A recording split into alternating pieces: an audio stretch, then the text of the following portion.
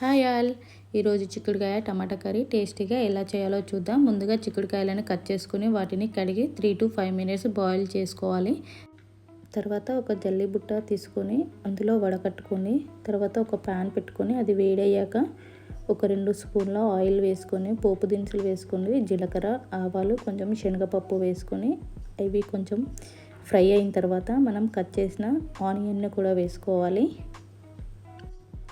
Onion కూడా fry అయిన తర్వాత అందులోనే కొంచెం పసుపు వేసుకొని మళ్ళీ ఒకసారి కలుపుకొని అందులోనే ఒక స్పూన్ అల్లం వెల్లుల్లి పేస్ట్ వేసుకొని అది కూడా ఫ్రై చేసుకోండి.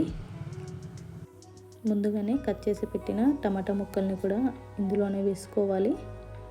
ఒక 4 to 5 టమాటోస్ని తీసుకొని ముక్కలుగా కట్ చేసుకొని ఆ ముక్కల్ని కూడా దూరగా వేయించుకోండి. అవి కూడా మగ్గించుకోవాలి. అలా మగ్గిన తర్వాత ఇందులోనే కొంచెం కరివేపాకు కూడా వేసుకోండి. తర్వాత ముందుగానే మనం ఉడికించుకున్న చిక్కుడుకాయ ముక్కల్ని కూడా వేసుకొని లో ఫ్లేమ్లోనే ఉడికించుకోవాలి. ఒక 5 నిమిషాల తర్వాత సరిపడా ఉప్పు కూడా వేసుకొని మళ్ళీ ఒకసారి కలుపుకోండి. చిక్కుడుకాయ కర్రీలోకి ఎప్పుడైనా పచ్చికారం బాగుంటుంది. అందుకనేసి నేను ఇక్కడ 1 టీ స్పూను పచ్చికారం తీసుకుంటున్నాను. పచ్చికారం వేసుకొని కలుపుకోండి. పచ్చికారంతో పాటు ఒక 1/2 స్పూను ఎండు కారం కూడా వేసుకోండి.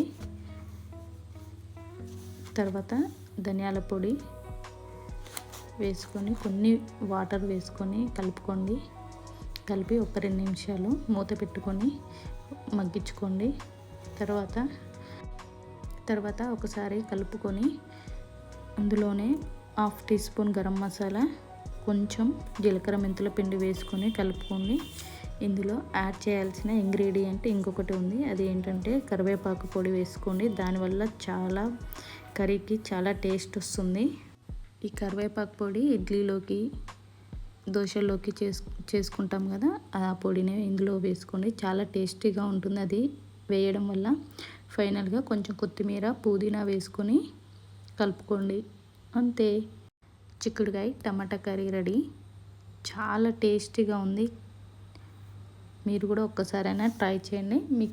మీకు ఈ వీడియో నచ్చితే లైక్ చేయండి, షేర్ చేయండి, సబ్స్క్రైబ్ చేసుకోండి. Thank you for watching. ఒక్కసారైనా ట్రై చేయండి ఇలా చేయడం.